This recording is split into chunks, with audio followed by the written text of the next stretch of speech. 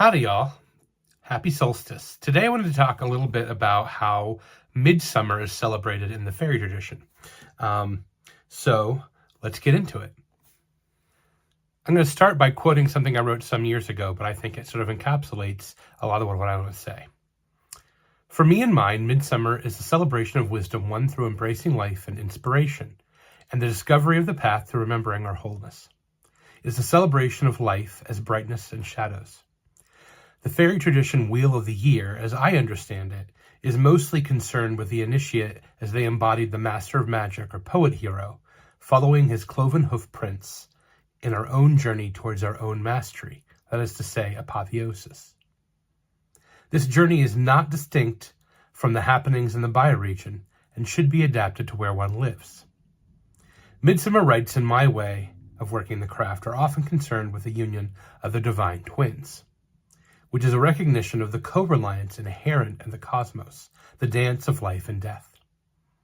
Whether acknowledged as witch and fetchmate, queen bee and drone, red king and green knight, or even Taliesin and Morvran, the twins are locked in a union where all opposition is dissolved and cooperation is discovered in the annihilating embrace of the cosmic muse, who I often conjure this time of year as Ceridwen.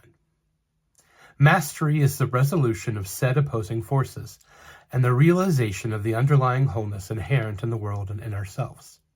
It is the remembering of the daimonic or true self, which is the very process of the triune soul coming into alignment. This mirrors the twins and their mother who makes the rules. In many ways, I think I'm lucky being a queer person, a Haggit who found my way into a very queer tradition. It is very much baked in. So we often celebrate, I don't know if this is because Victor was queer himself and recognized the importance of this time of year for queer folk because of the Stonewall Revolution. But we celebrate sort of a queer happening at this time of year. With the red man and the green man, or the red king and the green knight, or however you want to conjure them. They are twin brother lovers or twin sister lovers, although some people have also conjured them as a AMAB and AFAB pair. But we tend in my coven to work with them as these brother deities. That's how they show up for us. And we tend to call them the red god and the green god. And these beings sort of are the representative of all the bloodkin, the beings who have blood and flesh, and all of the sapkin, those beings of the green world who are plants, trees, fungi, mosses, those kinds of entities. And they are locked in a cycle of mutual consumption. And then we celebrate that not as aggression or predation necessarily, but as a kind of love sacrifice, that there is a giving and a taking that's always happening between the red and the green. When our bodies die in the graveyard, the green sort of takes over and draws nutrients from our dead flesh and blood. And likewise, the dead bodies of plant beings are consumed by us for our further nutrients. It is very much a whole cycle. But however we conjure it in the fairy tradition, the major themes are light, life, and love at this time of year.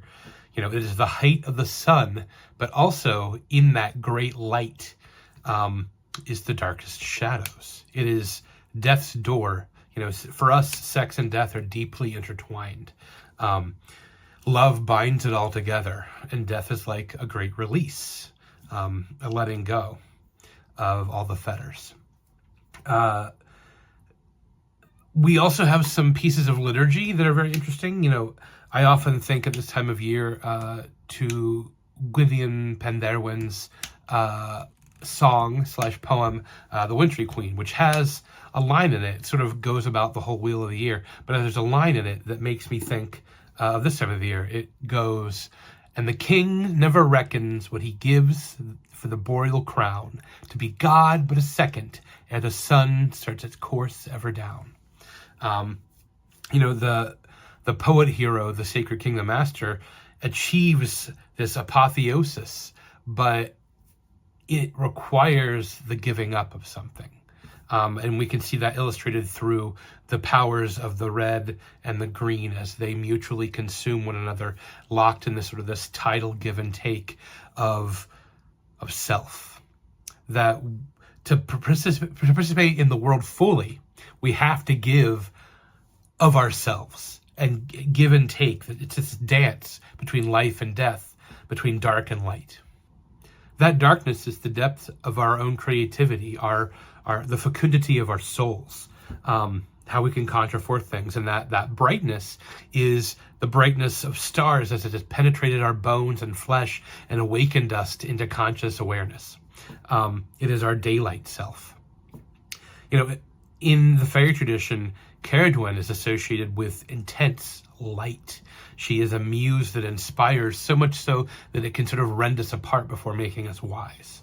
And so that's why I often conjure that face of deity when I am working this time of year.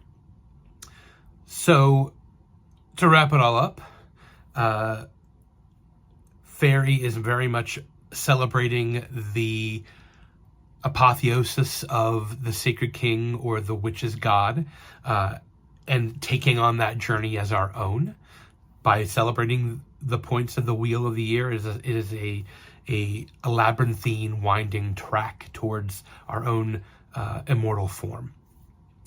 And Midsummer is all about the inspiration and power of creativity as it enraptures us in that becoming. I hope that helps. Remember, many hands turn the wheel.